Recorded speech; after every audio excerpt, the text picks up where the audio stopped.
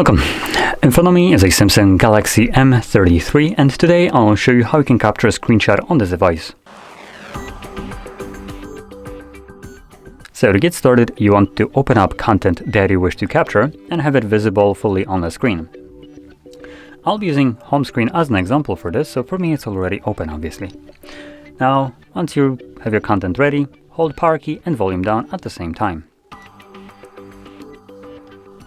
Actually, it looks like we just need to press it. Yep, there we go. So just a single click and it captures a screenshot. As you can see, we have tag or edit, tag and share options there. And after a moment, it disappears. I capture it once more. You can see it. There we go. Edit, tag, share. We also have a T right there. This detects text on the screenshot.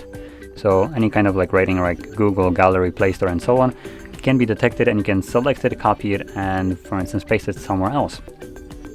Now, once this little pop-up disappears, you can locate your screenshot in the Gallery application, and it will be the quickest way to find it under the Gallery tab at the bottom and Screenshots. And as you can see, I have two screenshots in here, so I can tap on them to view them.